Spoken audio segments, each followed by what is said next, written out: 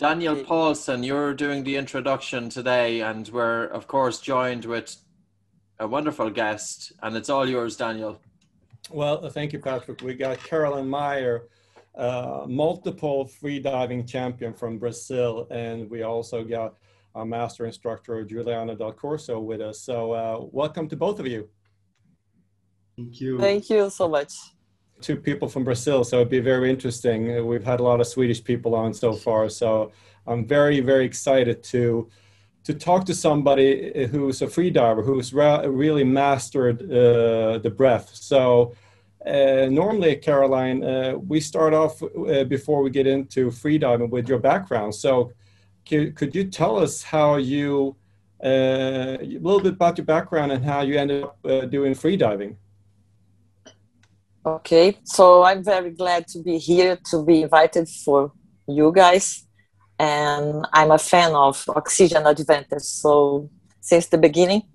And when I was a child, I always loved the water.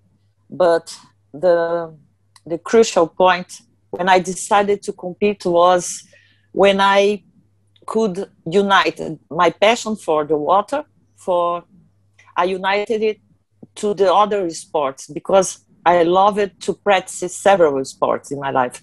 So when I found freediving, I united these two passions. And then I started training when I was 20 years old, 28 years old. And how did you get into, and how did you know that you were, I know we've actually talked before, that you had some sort of talent from the first time? I did my dives without counting the depth or the time. But when I always went to the sea with the guys, the spearfishing guys. And the spearfishing guys told me that I stood longer than them. But I never pay attention about it. But they told me. And one day they requested me to do an apnea in front of them. And I did the 4 minutes, almost 4 minutes for my first time. And after that, I started looking for the champions around the world. And I found the French people. And I started to talk with the world champion, Andy Lessos, from Reunion Island. And I decided to start to training and talking by emails and with the French group. And one day they invited me to go to France to training. And I went for 3 months. Next year, the other year, I went for more 3 months. And then I never stopped to training. Yeah. Then I reached the world records. How old were you? What age when this happened? 28, 29. So that was a hidden talent for many years, because most people who become a world champion in anything, they know when they're teenagers or younger that they're very good at whatever sport, and they practice football. Like I know in Brazil, everybody plays football, but tennis or ice hockey or whatever sport. But at 28, that is very late. Must have been very exciting to know that you had such a talent for freediving. I think that freediving, you do not require you an explosion or an aerobic hypertrophic muscles or an aerobic system too much. In the beginning, you need a lot of aerobic level training. And young people is a little bit nervous than the old people, a little bit stressed, and don't control a lot the state of mind. So when you are a little bit older and you understand better many situations, then your psychological side is better than a young people normally. So you are more able to accept many situations that freediving impose to you. Yeah, because I think it's potentially one of the hardest sports really in the world, because any other sport, you can kind of get off the train when you feel like, okay, it's not working today. But once you're at 100 meters depth, you can't really say, okay, I'm done. You kind of you roll the dice. So it's very interesting how you can control and be relaxed, because if you're not relaxed, you use up your oxygen. So it's you have to be able to relax on demand in a very tough environment. So that's how do you manage to do that? In the beginning, I try to control the breath is very important. And many people think that the most important thing for free diving is the lung of the sides, but it's not at all. And it's not a little bit of all the most important part of the free diving. It's about how to breathe better outside the water and how to breathe in a cellular situation, not only put air inside a big lung. So I learned a lot to how to do this cellular breathing, and it was very important also for me for free diving. This part, how to learn how to breathe, but mainly the cellular respiration. Wouldn't you say, Patrick, that this goes hand in hand with oxygen advantages insofar as how you breathe throughout the day and throughout the night, the 23 hours plus, and then you have the adaptation phase with I love hearing that sentence, that it was your breathing outside of the water that influenced your breathing inside the water. Like, Karoline, that's pretty amazing. I've measured, I don't know, maybe 8,000 people's breath hold times, and I can tell you one thing: nobody ever presented 4 minutes straight off the bat. And I understand it was a maximum breath hold, but even still, it's a pretty. You weren't hyperventilating before that, were you? Did you have normal breathing, and then you breathe in and held your breath for as long as you can, or did you breathe out? And can you remember your first apnea that you did with the spear fisherman? In the beginning, I did a high hyperventilation. Oh, you did hyperventilation, very high. Now I know how to do it. I also, in the beginning, was a kind of a disaster, a panic apnea. So it was completely wrong. Now what I do is short apneas. I breathe well outside water. I do short apneas to induce the diving reflex, to induce the cellular respiration. And these short apneas prepare myself to balance also the parasympathetic side of the mind. And then I know that I'm able to free dive. Then I do 2 or 3 short free diving to improve the diving reflex. And then I'm sure that I will do my best in best conditions. Then, so in the beginning was completely disaster, because I did a big hyperventilation. I always go outside the water close to a blackout, always, because due it to the CO2 level so low. And when I try to, yes, you hyperventilate to get your CO2 level so low. And yes, then so low. Yes. And when I feel one contraction, it's time to breathe immediately, because I was in a very low oxygen level. Yes. Always. Yeah. Just a diving reflex, because some of our listeners may not be familiar with it. Are you talking specifically about the spleen, or is there other effects? Also, the spleen contractions, you can have it without touch the water. But the first reflex was the short apneas outside the water, exactly to do it, the spleen contraction. But also to train the rib cage to be stop is also a kind of warm up for us, because we hold short apneas, we hold and the rib cage expand, and then you are telling to the brain that it will start the short apneas. The brain is ready to the biggest apnea, your maximum. And then you touch the water. When you touch the water, you have this place around your eyes. This place, when you touch the water, you feel the body start to improve the vessels contractions. Yes. Yes. So your blood vessels your peripheral blood circulation constricts. Yes, constricts. To conserve blood flow and oxygen for the brain and the heart. Yes, to protect lungs, brain, and heart. So the bradycardia too. Mm-hmm. So we have our body start to be more economic, mm-hmm. to take more oxygen for the main organs. That is the diving reflex. Yes. Does it go down? I mean, the diving reflex, you get a stronger one if you have colder water. So what would be the optimal temperature for you to dive in for a free diving world record? Would you go to a place where it's a little bit cooler, like 10 or 15 Celsius?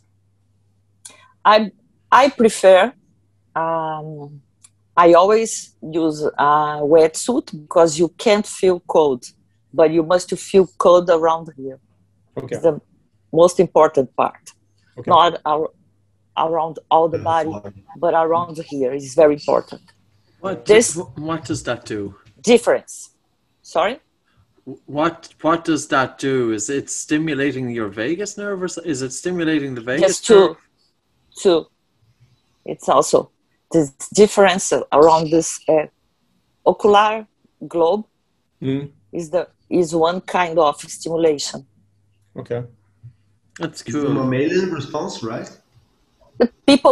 The scientists discovered that 40 years ago, that if you are with your clothes, but if you put only your face in the water, you can check this kind of diving reflex, because the main part is around the eyes.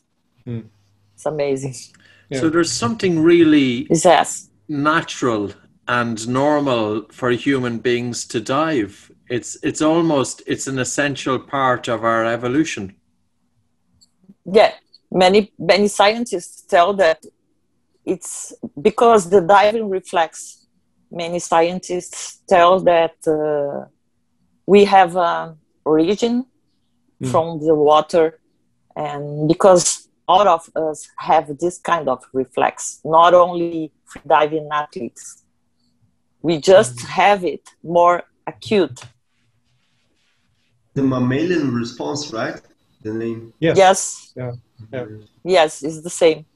So it's interesting that you are using some of the same techniques that we're introducing to the athletes, to simulate high altitude training to get the spleen contraction. But you take it obviously a step further, because when you do free diving, you get the mammalian response.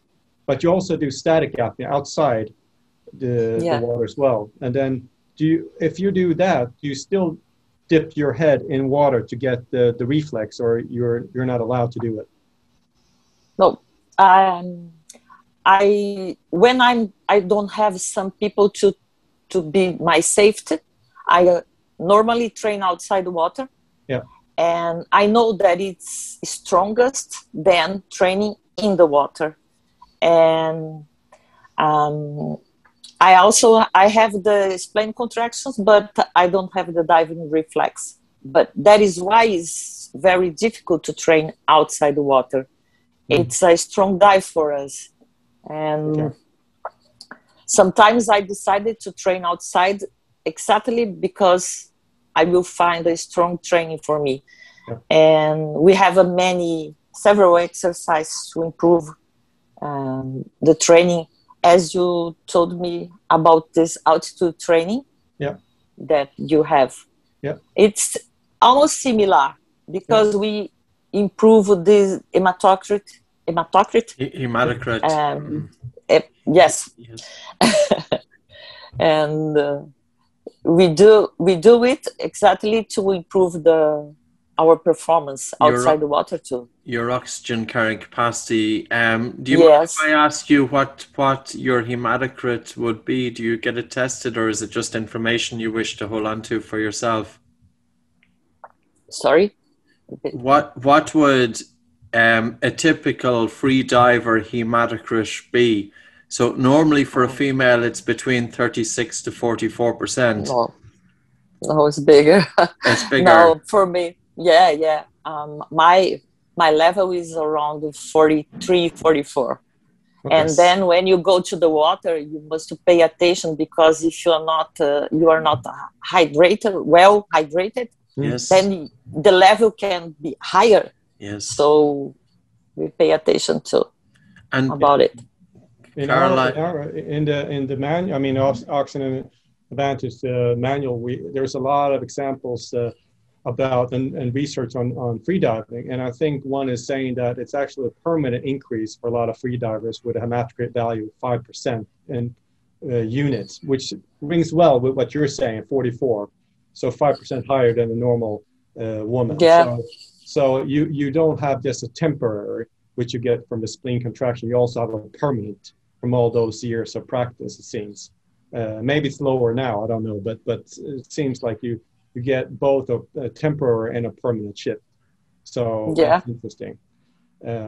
Would you say that people are using, any freedivers use hyperventilation now, or is that something only back in the good old days when people use, or they just try to relax now with different techniques? it's an old technique for sure, because it's dangerous, and then today we avoid it. We just pay attention about exactly to the main part is the relaxation. Mm. And we call our ventilations a kind of a super ventilation. Then I try to spend no more than 3 minutes breathing. We have the mask around the face, so we need to breathe through the mouth. Okay. That we can what is a breathe through the nose. A super ventilation, it's a ventilation that is not exactly the necessary for the moment. It's a little bit more, but not a big ventilation. So we pay attention to don't be tired, the rib cage tired. Yes. Don't elevate the heartbeat, and balance the nervous system to don't be too much relaxed and not too much stressed, because you must be focused to go down. Yeah. And you must be prepared to the maximum. So you can't stress it a lot outside and start to dive tired. So we pay attention a lot about it. So the super ventilation is something about a special ventilation, not so calm, not so parasympathetic, but we try to we use the belly. I normally use the belly and a little bit upper. And the rhythm is important, because I change the rhythm to get in the focus state. The rhythm interfere on it. Not this. I don't use all the lung during this moment. Is 1 or 2 minutes, but the rhythm, it's a little bit strong, and I pay attention. Yes, faster. And I pay attention about the signals to the CO2 level is not so low,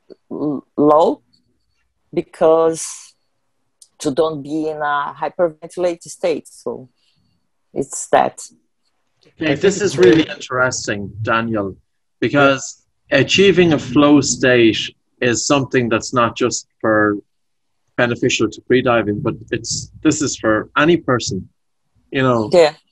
And we have our own routine in terms of we activate the body's relaxation response first. And we do it by breathing light, by breathing slow, and by breathing low. And this is a calming effect on the mind.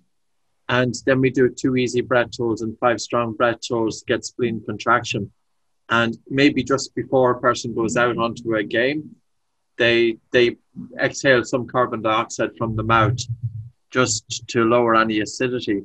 And I think we're all looking to replicate flow states, and you're doing it slightly different. So it sounds as if you're increasing the respiratory rate, so it's that little bit faster, but the tidal volume, which is the size of each breath, it doesn't seem as if you're changing that. In other words, you're not having an effect on minute ventilation. It's a faster respiratory rate, but are you keeping the tidal volume, which is the size of each breath, a little bit more or a little bit less or the same? I'm just wondering the effect on the overall minute ventilation. What impact is it having? I think the tidal a little bit bigger than the tidal volume. Yes, a little bit normal. bigger. Yeah. So you're slightly hyperventilating, but you're doing it controlled, yes, that your carbon dioxide levels don't go down too much. And yes, the reason being is because if your CO2 levels are too low, if you go into the water, you're not going to feel the sensation to breathe. So there's a risk of underwater blackout. Is that the main reason? Yeah. Yes, yes. But we pay a lot of attention. We are very far from hyperventilation. Very far. Yes, yes. It's amazing. Amazing.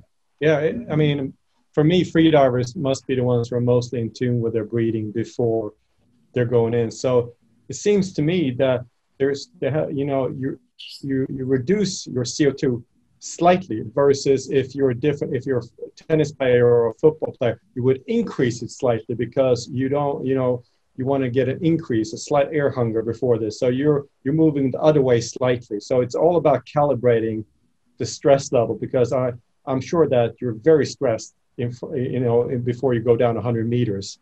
So you need to be able to handle that in various ways. But I don't think there's any sport where you're that meticulous about your breathing before, because it's everything. That's what you're doing. But ironically, you don't breathe. You hold your breath. So I think the sports world could learn a lot. Any sport, really. Totally.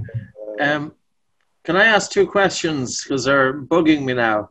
One is, what do you think allows you to hold your breath for so long? What factors do you think are playing a role? Relaxation is one factor, the cognitive component, surrendering into the air hunger and being able to cope with that feeling of suffocation. There are other factors as well, Karoline. Have you ever thought about what factors are allowing you to have such a long breath hold? Do you think it's CO2 tolerance? Do you think it's discomfort signals from the diaphragm? What do you think is going on? You have a spleen contraction, which allows you to, I don't know. So what do you think? I think the training, the acceptation of the contractions is a mental training too. This part, the mental training is very important, because when you start to training and you feel the urge to breathe, it's a kind of shock state, because when you feel it, you feel immediately that you will die if you don't breathe. So you start to accept it, you start to understand. So you change psychologically, because you know what is the contraction, you know what is happening, and you want to do it, to do a performance. So it's a very important moment when you can improve, when you decide to improve. So you have the first part, that is a chemical adaptation.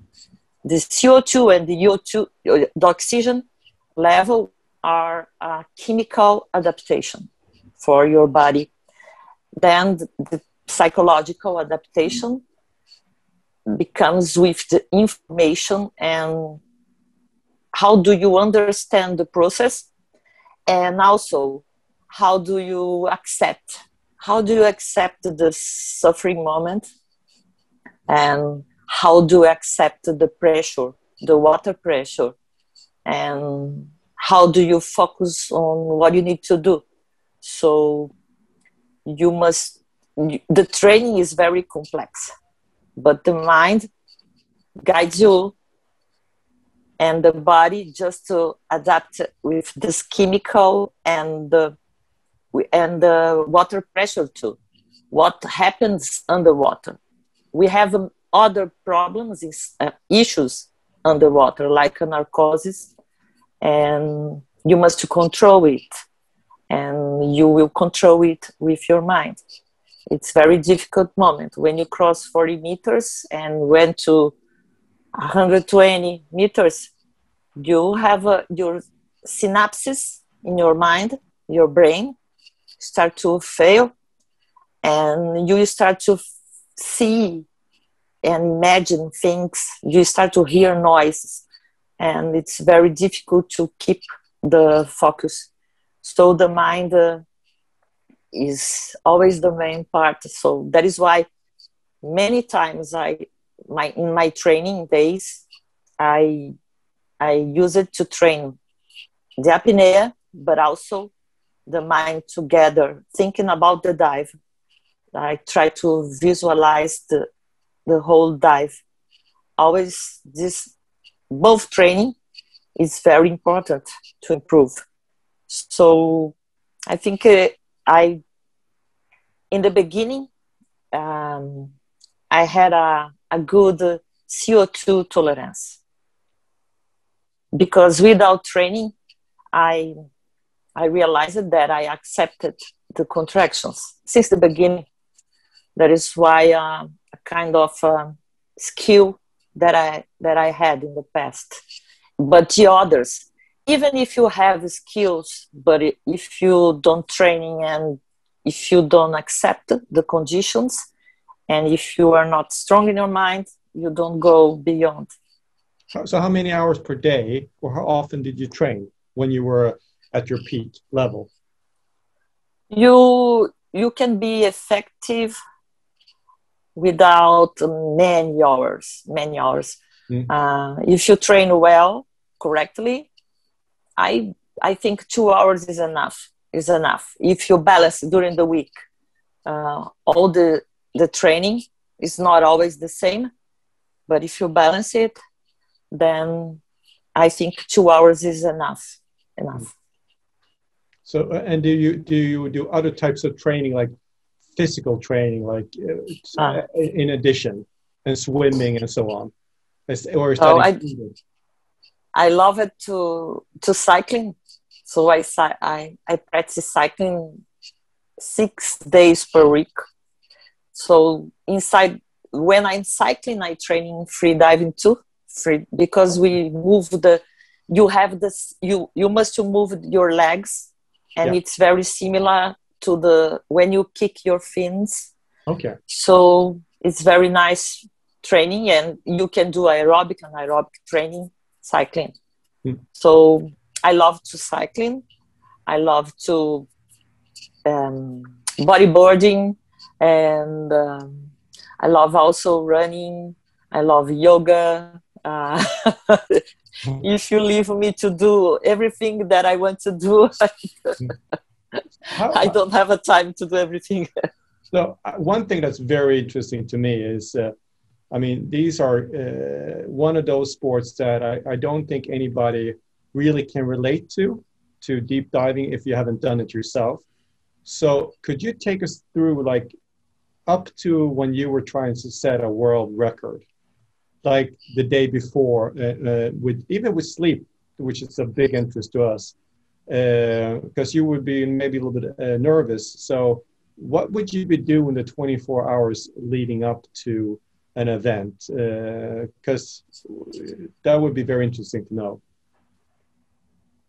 I think 1 month before I start to change to the goal to do it. So that I have a plan, and I try to improve the sleep, how many hours sleeping very well. I pay attention a lot about it.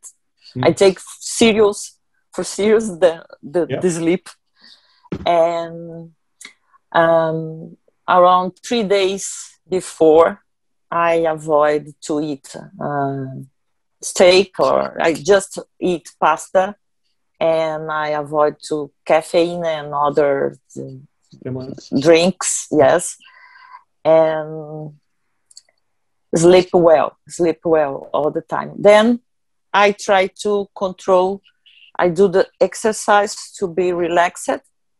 I like a lot mantras, to the exercise for the mind, to take the mind stable.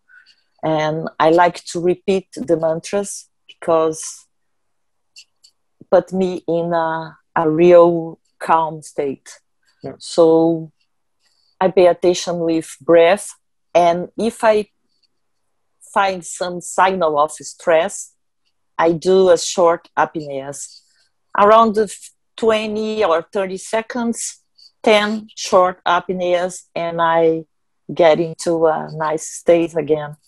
Because I'm also, I realized that I'm nervous, and I try. The difference is that you can control, you can feel it and control it. And that is what I do. So I also feel nervous, but I try to do it. Sleep well and short apneas. If I feel out of control, then I stop, and short apneas, and I put me in my calm state again. Yeah, and what about, when is it the most nervous moment? Is it like a few hours before, the night before, or right before you do the dive? Right before, you will be in a bad situation. So I think you have moments, then you have adrenaline moments hours before. So you have some moments that you feel, oh God, then you control, you feel God, you control again. So when you go to the record minutes before, you are in a flow state, I think, because you are in a flow state. It's a state that anything can interfere anymore. I'm closer to do it. So when I'm putting my wetsuit, when I start to do my warm-ups, I'm completely involved to do it. Nothing interfere anymore. You're probably, I would say then, at the borderline of alpha and theta, brain waves. So you're in that flow state. And would you say that, do you know what your pulse rate is when you go in, and do you know how much it drops, your heart rate, how much it goes from, like, say 45 to 20 in the water? Do you know? Have you had? Yeah. Yes, when I did the record to Guinness Book, and I was doing the warm-up, and I checked my heartbeat. My heartbeat is around 43 in the morning, but what I do is short apneas. I hold my breath with a full lung, but also I hold my breath with empty lung. And when I do the empty lung, I had 25 heartbeats per minute when I breathe out and hold the breath. So it was the minimum. Can I ask you, when you breathe out and so when you breathe in and hold your breath, you fill your lungs and hold your breath. And if you breathe out, do you breathe in? Do you breathe out to functional residual capacity? Is it a normal exhalation? Yes. Normal exhalation, yes. And then you hold your breath. Yes. I don't force to breathe out. It's a normal, yes. It's a passive expiration. Yes, a passive expiration to FRC, and you're holding the breath, but you're not doing a maximum. You're only holding the breath for short duration. No, I don't force. You don't force short apneas. Yes. And what's short for you? Short. 20, 30 seconds? Or how long would you say in seconds that you hold your breath? In seconds, without force, the expiration, I think 45 seconds, no more than this. The intention is not force. Okay. It's just to calm down and get into the diving reflex is the main purpose. And then you rest for how long? Like a minute or two? Two. And then you do 2 minutes. Roughly how many times? How many times? I improve a little bit. In the beginning, I do short apneas, 2-3 short apneas with air and without air. And then I improve the warm-ups until I feel the contraction. When I feel the contraction, I stop. Okay. And then the interval is bigger. It's around 3 or until 5 minutes. Okay. And then I go to the maximum. So you build it up slowly to get to the level where you get contractions, and then you stop. So you kind of build it up slowly, almost like you're walking, then you're jogging, like the same to get your muscles, but now it's your breath. So once you feel it, you bring it down again. So it's supposed to be just pure relaxation when you do it. Okay, very, very interesting. A very interesting question also, how does it feel when you're at such a great depth? Is there a progression of feelings from the water level down to the bottom and then when you go up again? Is it possible to describe that feeling during that? And how long does it take? 2 to 3 minutes? When I reached 121 meters, it was a total dive time is 3 minutes, 15 seconds around it. But what I think during this travel, first, I must pay attention about the technical issues like equalization. This is the most important part. So I focused on it because the speed improve and you can't lose the equalization. So I pay attention around my ears all the time to put air around my mouth, because we must have a flexible diaphragm to put air inside the mouth to equalize the ears. And it's very important for me. Then if I succeed and I improve the depth, I start to feel like I never open my eyes going down with the machine, never. Okay. So I just open my eyes on the bottom when the machine stops. And then I open my eyes and I feel that, yes, I reach it. So it's an emotion, but you just perceive that you are in a special place where you are nothing, like I told yesterday. Yeah. You feel that you are united with the sea. You are nothing, but you are everything at the same time. It's a very strange and good sensation. It's a good sensation. It's amazing. I've heard and then you need to go up.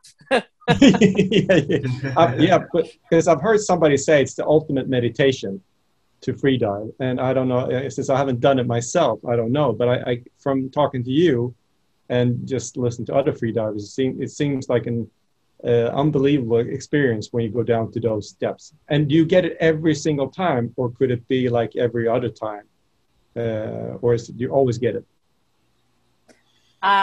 This sensation, you can feel it in a shallow water too. Okay. But you must to accept many things, and you need to train it too. Yeah. Then when you start to free diving, you will really start to free diving, you will feel the sensation. Yeah. It's the treasure. Yeah. Karoline, can I ask, in terms of people who start off free diving, do sometimes people overdo the breath holds? Because even when we're working with, we do breath holds, of course, and you could be working with one person and their reaction to a breath hold is a lot stronger in terms of the panic and the feeling of suffocation, that it can bring up trauma. Do you ever see people overdoing it with the breath hold? Sometimes it's a nice balance to get with breath holds, or do you think it's the adapted training that helps the person adjust to the breath holding? I think the beginners, for the beginners, when I'm doing the freediving course, I don't put the people directly in the water because I do many exercises outside the water. Because I try to work with the breath, the mind, and the emotions too. Because everything is connected. Mm. So I give the information to try to avoid for the beginners, they are very afraid of everything. So when they are afraid, it affects the emotion, that affects the breath, that affects everything. It will affect the free dive too. So I work with them outside the water and we do some stretching. Then we do the belly breath, the full breath. We do a relaxation. We do a relaxation in the water, floating. And then after that, we start with a hypercapnic training, short apneas in the water without the mask, just to feel free in the water and accept the short CO2 high levels, but short, not bigger. And then when they realize that they can reach 30 seconds or 1 minute and they are happy, so I try to do the next training that is a hypoxic training that is a little bit stronger. So step by step, yeah. I work with the skills and also the other problems that appear during the course, because each student is different. So it's not a package. It starts to be a personal job for me, because I need to work with each one differently. Yeah. In the Oxygen Advantage, we use the BOLD score as kind of a measurement for progression to see if, That's nice.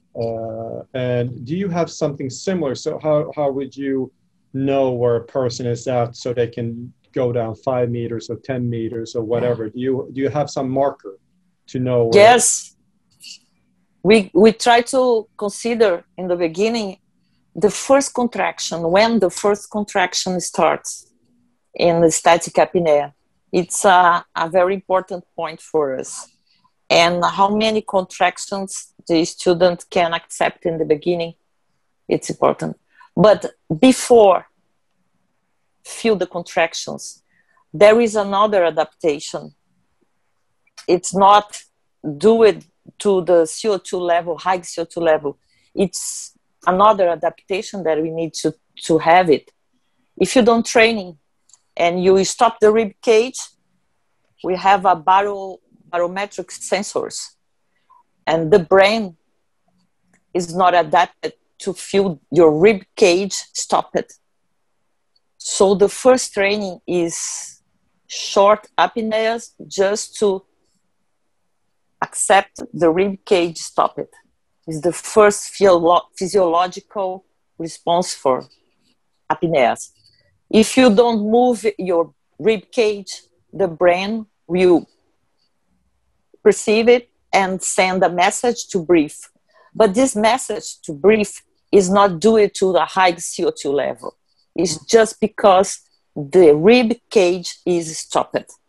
That is why in the beginning, I tell to the students to move the air from the lungs to the mouth without lose the air. And then the urge to breathe and the contraction stop. So you say from the legs to the mouth? Yeah, we put the air from the lungs to the mouth like that.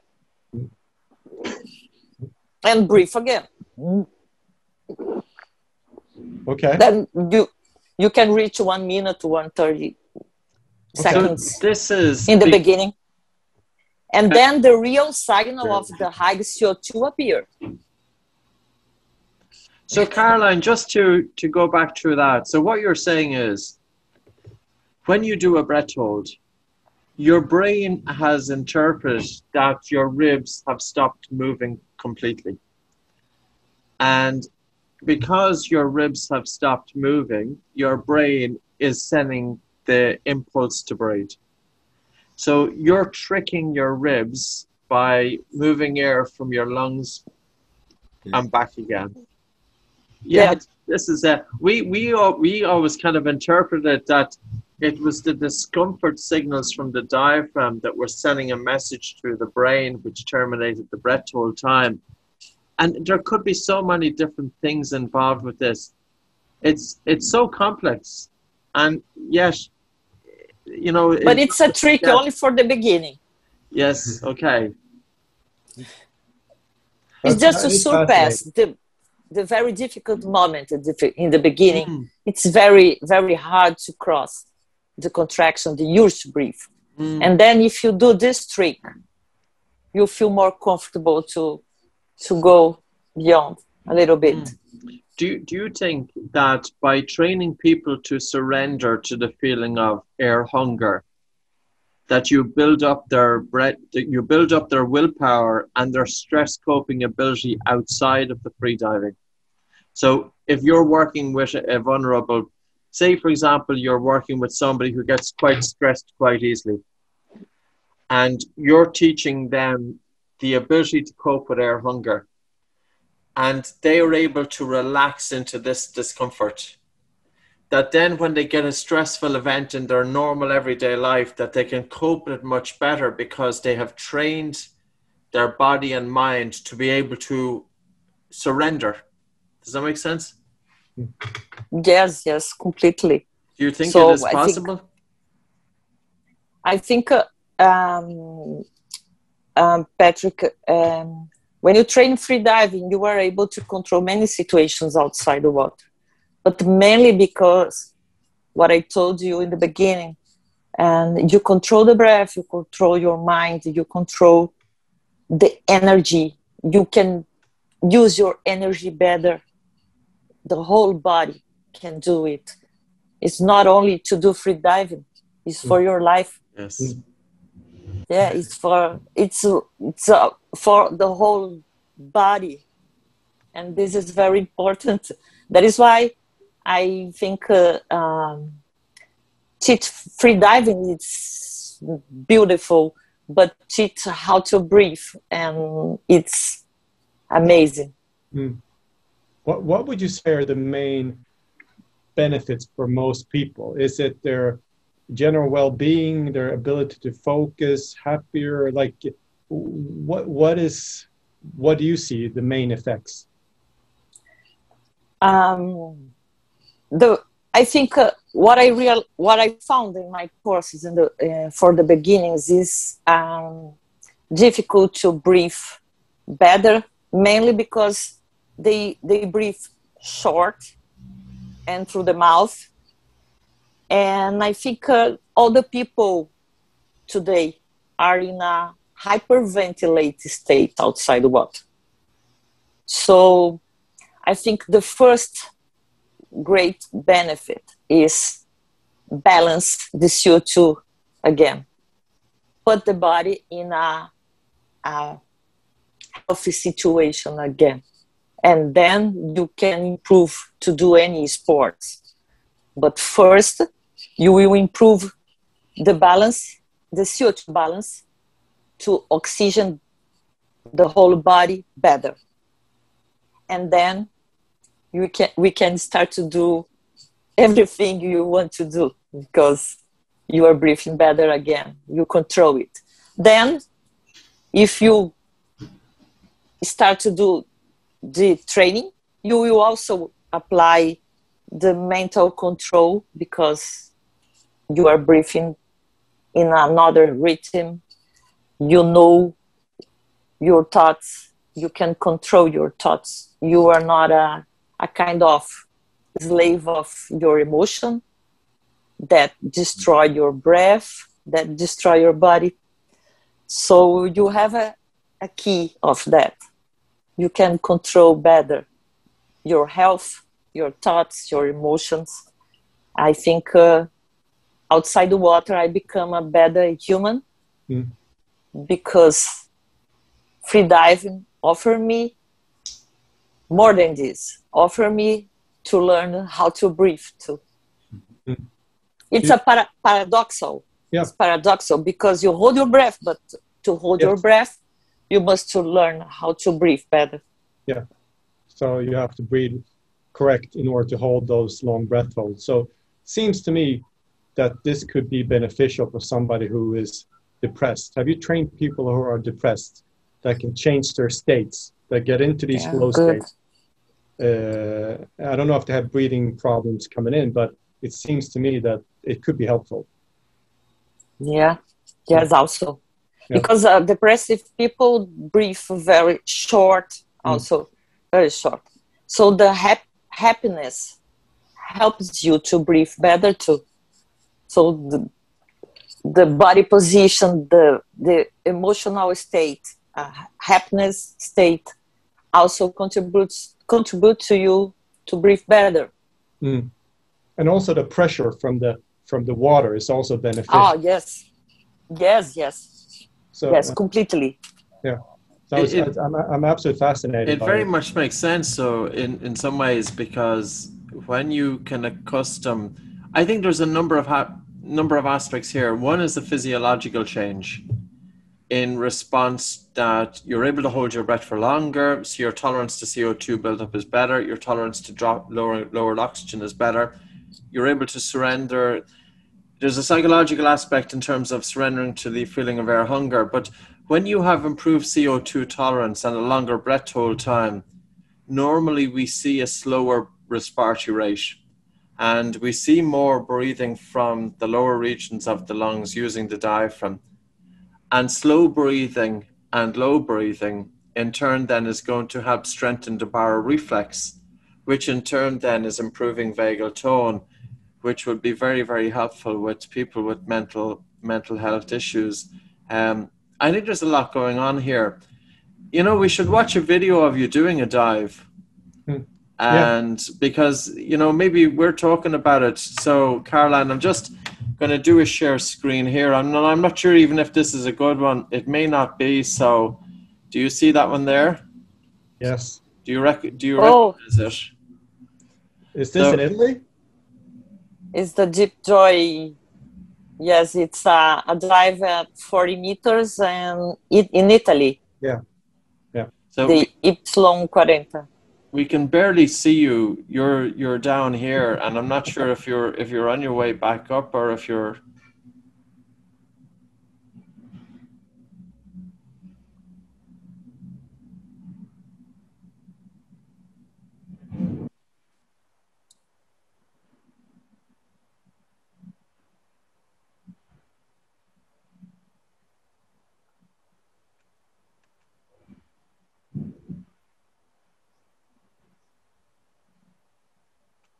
Okay, so it's pretty impressive, to say the least.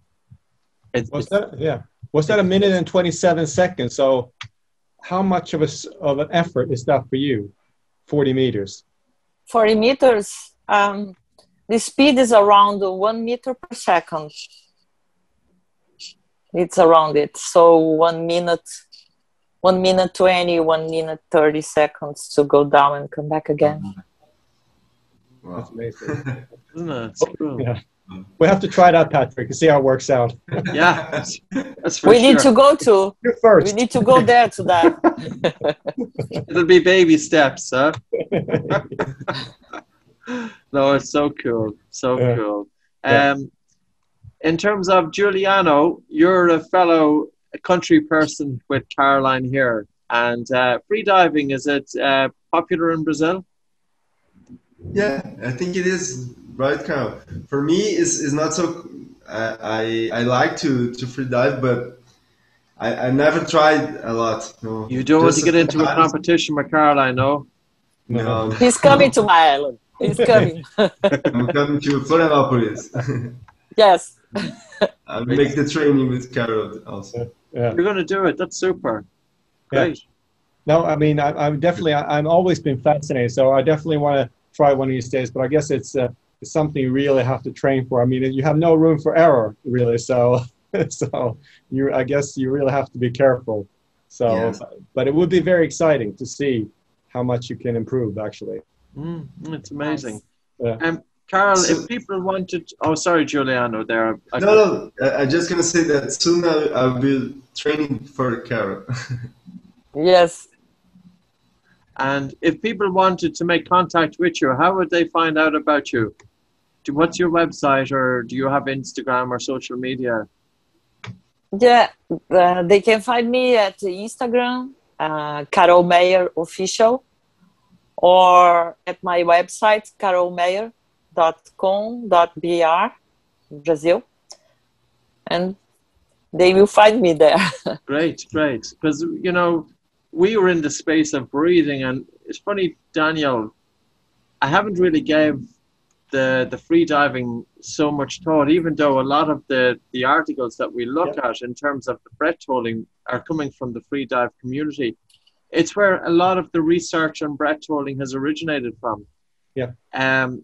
That there's a nice fit here. Yeah. And again, I think even though you see the hematocrit values go up and all the physiological changes, I think they're great. But I think the mental aspect, again, and hard to measure, but I think those are substantial, both on a temporary basis when you alter your states, but also on a permanent basis when you get those states. I think so I'm deeply fascinated by it. Absolutely. So we hope to learn more about that, Karoline, in the future. So we hope